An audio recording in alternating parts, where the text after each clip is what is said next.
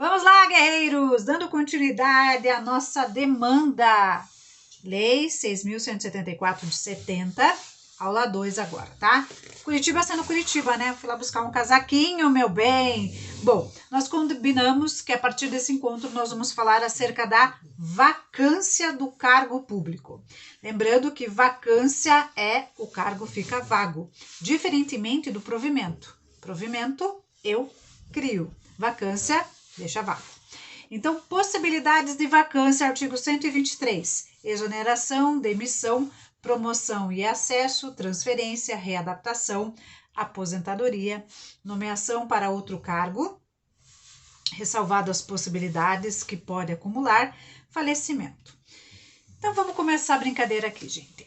Lembrando, vacância, eu gerei vaga, eu deixei o cargo em aberto. Primeira possibilidade de vacância é exoneração. A grande diferença entre exoneração e demissão é que exoneração não é penalidade, tá? E aí nós temos duas possibilidades de exoneração: a pedido e de ofício. Ou você pede para sair, do tipo assim, passei em outro concurso, não quero ficar aqui, a pedido.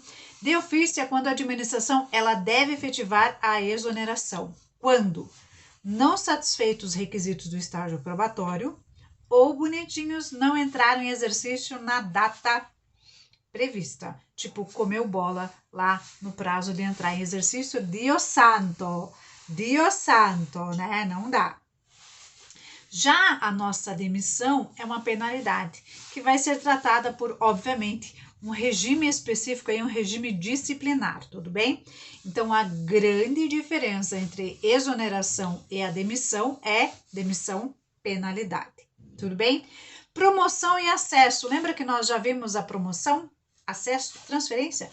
Tudo relacionado à classe. Obviamente, se eu vou para uma classe distinta daquela que eu tô, aquela foi criada, ao passo que aquela de origem ficou em aberto, então ocorre de forma concomitante. Readaptação. Readaptação só gera vacância de cargo. Aposentadoria, óbvio, e falecimento.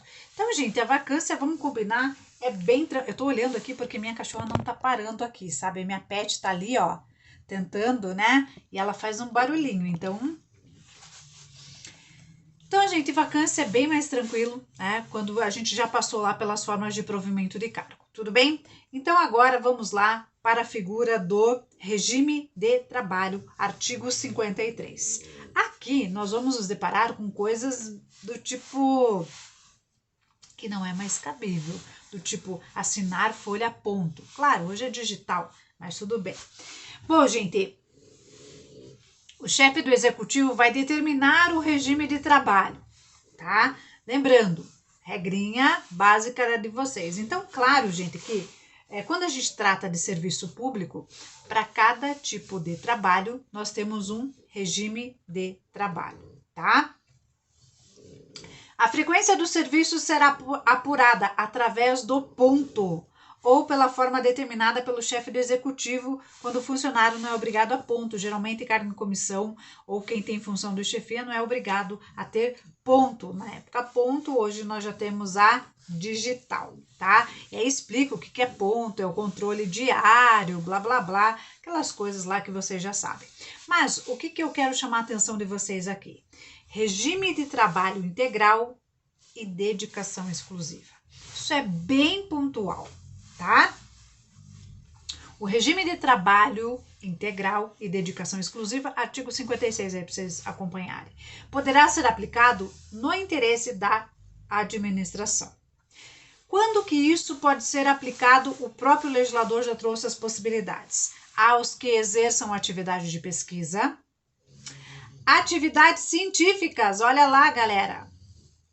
Aos que exercem atividade de natureza técnica, de vocês também é de natureza técnica, ao ocupante de cargo ou função que envolva responsabilidade de direção, chefia e assessoramento, e ao conjunto de funcionários de determinadas unidades administrativas de setores, quando a natureza do trabalho o exigir. Falei funcionário, né? Porque estamos na legislação, lembrando o servidor, tá? Então, gente, aliás, o regime, o próprio edital, quando pede dedicação exclusiva, já tem lá disposto que aliás vocês recebem inclusive por isso, por essa dedicação exclusiva. Tudo bem, gente? E depois eles trazem lá algumas proibições, etc. Mas eu só quis pontuar a questão do regime integral e a dedicação exclusiva. Artigo 63. Vejam, gente, nós estamos lá em 1970. Até o dia de hoje, muita coisa mudou. Mas, olha que interessante, naquela época o legislador já se preocupava com desvio de função. Tá escutando o ronco? É minha pet. Acreditem, ela ronca. Olha lá. Gente, desvio de função. Nenhum servidor poderá desempenhar atribuições diversas ou pertinentes à classe a que pertence. Artigo 63. Achei bem interessante que já nessa época o legislador se preocupava acerca de atribuições distintas, né? De você desempenhar umas atribuições distintas das quais vocês não pertencem. Obviamente, dentro do quadro da Polícia Científica, nós temos isso muito bem organizado, ainda bem, né? Não é a regra de todo o nosso estado, mas enfim, no caso de vocês estarão no órgão, já diz, né, a professora Camila, absolutamente organizado nesse sentido. Tudo bem, então, gente? Então, o regime de trabalho, eu quis pontuar essas situações que eu reputo como importante. Agora, de novo, vamos dar aquele pulo maroto lá na nossa legislação para tratar acerca do tempo de serviço. E a questão é, o que é contabilizado e o que não é contabilizado? Eu sempre digo o seguinte, tudo o que você recebe, por mais que você esteja afastado, contabiliza como tempo de serviço. É o que diz o artigo 128, inclusive. Será considerado de efetivo exercício o afastamento em virtude de férias, casamento até 8 dias, luto por falecimento do cônjuge, filho, etc. até 8 dias, trânsito, convocação para o serviço militar, júri, licença para tratamento de saúde, e aí o legislador elenca 20 possibilidades. E aí, gente, de novo, para vocês não ficarem perdendo tempo com isso, é o seguinte, quando que eu contabilizo o tempo de serviço? Reitero, por mais que eu esteja afastado, mas esteja recebendo, é contabilizado como tempo de serviço. Tudo bem? Vamos combinar? Porque, gente, é muito, sabe, é muita coisa para vocês ficarem estudando nessa hora do campeonato, né? Então pense assim, toda vez que um servidor está afastado e mesmo assim ele receba, contabiliza como tempo de serviço. E o melhor exemplo é que inaugura ali férias. Lógico, você está de férias, recebe inclusive por isso, 1/3 inclusive de férias e mesmo assim contabiliza como tempo de serviço. Falando em férias, vamos nelas? Sim, artigo 149. Gente, férias, é direito constitucional, direito adquirido. Lembrando, na época não era a Constituição de 88, mas já trazia o direito de férias, né? 30 dias consecutivos ou de acordo com a escala, tá? O que eu sempre penso assim, em ambiente de prova, o que a gente tem que se preocupar de férias é o quando não pode mais acumular. Não pode acumular mais de 2 períodos aquisitivos, tá? E além do pagamento, do erário, do prejuízo, né, que a administração sofre com isso, eu sempre penso o seguinte, imagine você, servidor, ficar mais de 2 anos sem usufruir o benefício das férias, gente. Que caos, que estresse. Então, obviamente, quando falamos de férias, o legislador sempre tem essa preocupação, eu penso em comando de prova. 30 dias regrinha, podendo ser parcelada aí de acordo com a necessidade e a conveniência do serviço público, pensem nisso, mas principalmente não podendo acumular mais de 2 períodos aquisitivos, porque isso gera um prejuízo para o erário. Tudo bem? Falando de férias, agora vamos para vencimento e remuneração. Bom, vencimento é aquele mínimo que vocês vão receber. Tudo que chegar ao mais é a remuneração. Por isso, inclusive, bonitinhos, dá uma olhada lá no edital. Tá escrito assim, ó, receba até. Esse até é remuneração. Sabe por quê? O vencimento é o mínimo, mais as vantagens que vai gerar a remuneração, tá? E o vencimento, nunca vocês vão receber menos que o vencimento. Fazendo um comparativo lá na nossa esfera privada, vencimento é tipo o salário mínimo nacionalmente unificado, piso da categoria. Na administração pública, o mínimo é o vencimento. Tudo que gerar um plus vai dar a sua remuneração, tá? Lembrando, vencimento e remuneração, temática a partir do artigo 156. Quero chamar a atenção para um artigo que foi emendado há pouco tempo, porque, gente, nós estamos falando de uma lei de 1970. Artigo 159A, vou ler inclusive. O servidor, ocupante de cargo efetivo, o militar ou empregado permanente de qualquer dos poderes da União, dos Estados, do município ou do Distrito Federal, investido no cargo de secretário de Estado, poderá optar por uma das remunerações a seguir discriminada. A remuneração do cargo efetivo ou do subsídio do cargo político. A diferença entre a remuneração do cargo em comissão e a remuneração do cargo efetivo do posto ou graduação do emprego. Posto ou graduação militar. Remuneração do cargo efetivo do posto ou graduação do emprego acrescida do percentual de 70% do respectivo cargo de secretário do Estado. Por quê? Porque é super comum, gente, o chefe, né, que ficou conhecido ali de determinado departamento, ser nomeado para secretário de Estado, tá?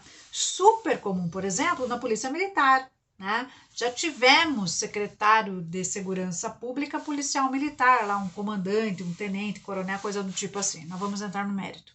E aqui ficou bem dito, né? Inclusive para os militares, é essa a regra, né? Ele tem o direito de optar, e óbvio, sempre vai optar pelo mais vantajoso. Tudo bem? Artigo 159A, lembram sempre quando nós temos uma letra maiúscula do lado de um artigo, significa dizer que ele foi emendado, tá? Na sequência, a gente tem a perda. O funcionário perderá o vencimento ou a remuneração do dia que não comparecer em serviço, e não tem uma justificativa para isso, óbvio. 1/3 do vencimento ou remuneração quando comparecer ao serviço com atraso máximo de 1 hora. 1/3 do vencimento ou remuneração durante o afastamento por motivo de prisão preventiva. 2/3 do vencimento ou remuneração durante o período de afastamento em virtude de condenação por sentença definitiva, a pena que não resulta em demissão. Asteriscos aí. Gente, há de se ressaltar, né? Quer dizer, enquanto você estiver respondendo um processo, recebe. Foi condenado, sentenciado, condenado, sem possibilidade de recurso, sentença transitou em julgado, e o que gerou a sua condenação não gera demissão, continua recebendo, olha que maravilha, tá? Acho bem importante a informação trazida aqui sobre perda de remuneração, tá? Falamos das coisas ruins? Pois bem, vamos falar das coisas boas, vantagens. Lembrem, vencimento mais vantagens igual a remuneração. Quais são essas vantagens? Bom, gente, tem várias. E aqui o legislador ora explica, ora ele remete para algum lugar. Com xixi na 20, tá? E aí eu vou falar uma coisa para vocês. As bancas estão bem preguiçosas no sentido de falarem acerca sobre vantagens. Por quê? Porque a questão tem que ser muito bem elaborada, né? E se é bem elaborada, dá trabalho para fazer. Então, geralmente, quando falamos de vantagens, não vem comando de prova. Mas vamos pegar pelo excesso do que pela falta, né? Principalmente, gente, que é direito de vocês. É importante vocês saberem o que vocês têm de direitos, tá? Então, das vantagens nós temos adicionais, são grupos, tá?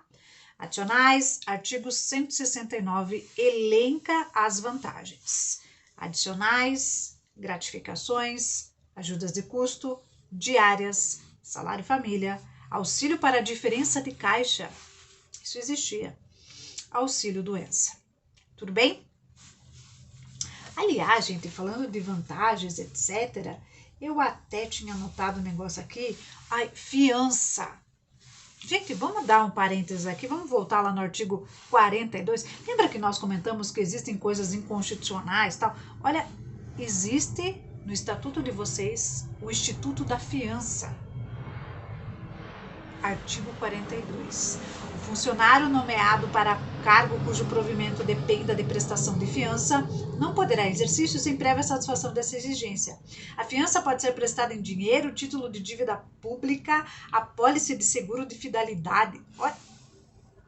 What is this, gente?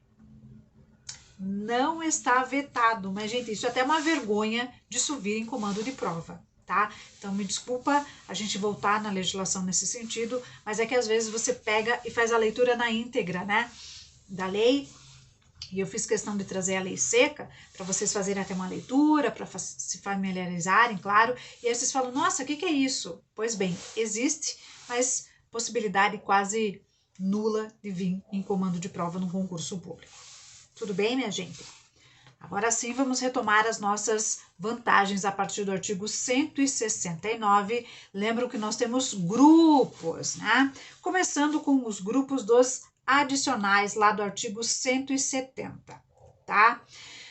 Bom, então, qual o adicional que nós temos aqui? O primeiro adicional é por quinquênio. O famoso, a cada 5 anos que vocês trabalharem, vocês terão um acréscimo de 5%. Então, a cada 5 anos, 5%, tá fácil, né? Tá fácil. E lembrando que esse adicional, óbvio, vai incorporar ao vencimento de vocês. O que eu quero dizer com isso? Que a partir do momento que ele incorpora, ele vai refletir lá no provento, lá no recebimento da sua aposentadoria. Isso é bem importante. Por quê? Porque tem umas coisas que incorporam e outras não. Obviamente, tudo aquilo que é temporário não incorpora. Parece óbvio, né? E tudo aquilo que é permanente incorpora. Então, o adicional por tempo de serviço vai incorporar e, óbvio, vai refletir lá na sua aposentadoria, no seu recebimento ou provento. Tudo bem, gente? Então, essa é o único adicional que nós temos previsto aqui, adicional por tempo de serviço, o famoso quinquenal. Eu não consegui tirar o trema ainda, gente. Não, eu não consigo, né? A gente pode não colocar no texto escrito, mas na fala ficou. Gratificações, gente. As gratificações, com o perdão da palavra, tá uma zona, tá? São 11. Então, ora o legislador explica, ora ele remete, daí ele volta, fala. Então, vamos lá. A parte massa, assim, ó. Eu sei que existe a figura da gratificação e eu vou receber. Quando? Primeira possibilidade. As gratificações estão elencadas a partir do artigo 172, tá? A primeira gratificação de função. Então, 172, inciso 1. Gratificação de função é aquela que você vai desempenhar, vai receber, melhor falando, quando desempenhar uma atribuição de chefe, diretor ou assessor. Claro, né, gente? Você desempenha teu cargo, recebe o vencimento. Estou sendo chefe, estou substituindo meu chefe. Lembra da figura da substituição? Pois bem, eu vou receber essa gratificação, nada mais justo. Próxima gratificação, 172, inciso 2. Pela prestação de serviço extraordinário. O famoso hora extra. Gente, essa sempre foi assim. Tá? Ah, professora, mas hoje foi substituído por banco de horas e não sei o que. Gente, vamos na letra da lei, tá? Para que haja essa gratificação por serviço extraordinário, nós temos 2 requisitos. Quais sejam? Primeiro, tem que ser solicitado pelo chefe hierarquicamente superior a vocês. Porque daí o chefe, na hora lá, se bater numa auditoria, alguma coisa, o chefe não. Eu que pedi para o fulano trabalhar mais. E segundo, obviamente, o serviço tem que existir. Pronto. Gente, um chefe assinando lá, obviamente, vocês vão ter um respaldo que sim, eu trabalhei e vou receber por isso. O adicional dessa gratificação é 50% sobre a hora trabalhada, tá? 50% é a gratificação por serviço extraordinário. Pela prestação de serviço em regime de tempo integral e dedicação exclusiva, que aliás vocês vão receber, tá? Obviamente aqui o legislador ele remete uma normativa específica do tipo assim, ó, para alguns cargos, para alguns órgãos será estabelecida essa gratificação, que é o caso de vocês. Pela representação de gabinete, bem específica, né? Então quem representa algum gabinete vai receber essa. Pela execução de trabalho de natureza especial com risco de vida. Tá? E aqui o legislador diz que essa, obviamente, será regulamentada conforme dispositivo específico, tá? Geralmente, quem trabalha na segurança pública tem um risco aí inerente. No caso de vocês, por mais que, professora, a gente já fez trabalho de campo, etc., eu acredito que não, mas lembrando, tem uma legislação específica para isso, tá? Para a realização de trabalho relevante técnico-científico, pela participação em órgão de deliberação coletiva, pelo exercício de encargos especiais. E por fim, temos mais, desculpa, pelo exercício de encargo de auxiliar um membro de banca, óbvio, né, gente, no dia do concurso, lá vai ter o povinho que já trabalha na polícia científica. Obviamente, vão trabalhar em concurso, vão receber por isso, óbvio. Pelo exercício em determinadas zonas ou locais, insalubridade e periculosidade, acredito que vocês recebam de insalubridade. Mas, enfim, teremos normativas específicas para isso. Aqui não é o momento dessa preocupação, mesmo porque o próprio legislador remete à legislação específica, tá? Agora, então, professora, se tem legislação específica, por que eu tenho que estudar? Porque está na lei. É bom, principalmente, que vocês saibam que existe. Tudo bem? Gratificações, né? Aí, na sequência, nós temos ajuda de custo. O que é essa vantagem que quer dizer ajuda de custo, artigo 182? Lembram que existe a possibilidade de vocês serem removidos no interesse da administração? Eu até trouxe um exemplo, vou reiterar. Estão lotados em Curitiba, pedem, né, para vocês irem para o litoral. E eu sempre digo, pedir vocês vão, né? Mas, obviamente, eles vão indenizar vocês. E essa indenização é chamada ajuda de custo. Ajuda de custo é a compensação de despesas de viagem e instalação concedida ao servidor que, em virtude de remoção, nomeação para cargo em comissão ou designação para função gratificada, passa a ter exercício em nova sede. Pronto. Claro que eles vão ter que te indenizar, né? Estão te tirando de Curitiba, você vai para o litoral. Minha gente, você vai ter que ter aí uma mudancinha básica. E para isso você vai ter o direito à ajuda de custo, tá? Próximo benefício, tá? Diária, artigo 189. Gente, a diária eu sempre digo assim, né? É o famoso fui fazer um curso e aí a administração tem que me indenizar. Passagem, hospedagem e alimentação. Passagem, hospedagem, alimentação e transporte, né? Então, claro, só que lembrando, sempre que houver uma pernoite.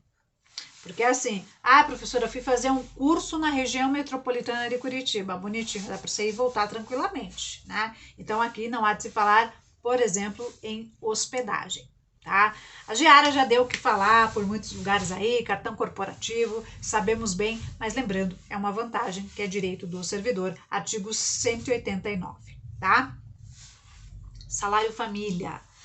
Bom, gente, o salário família aqui, lembrando, nós estamos em 1970, que diz o seguinte: o salário família é o auxílio pecuniário especial concedido pelo Estado ao funcionário ativo, inativo ou em disponibilidade como contribuição ao custeio das despesas de manutenção da família. A cada dependente relacionado corresponderá a uma cota de salário família. Quem eles consideravam dependente na época? Esposa que não exerça atividade remunerada. Gente, difícil nos dias de hoje, mas lá em 1970, geralmente as mulheres eram do lar. Elas se dedicavam exclusivamente ao marido e os filhos.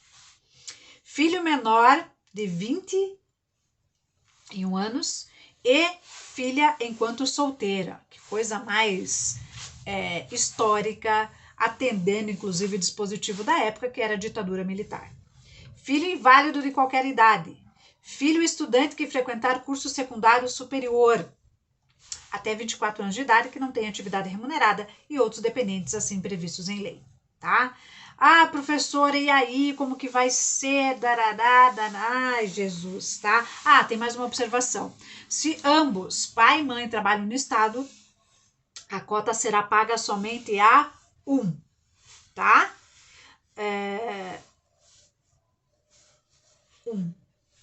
É o que diz o 197. Quando pai e mãe forem funcionários do Estado e viverem em comum, o salário família será concedido ao pai. Lembrando, nós estamos lá em ditadura militar, tudo bem? Se não viverem em comum, ao que tiver os dependentes sob sua guarda, e se ambos os tiverem, de acordo com a distribuição dos dependentes. Tipo, porque a gente tinha aquela figura de pátrio poder, o homem arrimo de casa, sabe essas coisas muito Gente, e aí não tem por onde. Importante vocês lembrarem da cronologia. Essa lei é de 1970. Então, quando a gente olha, você fala, ai, que machista, que retrógrada.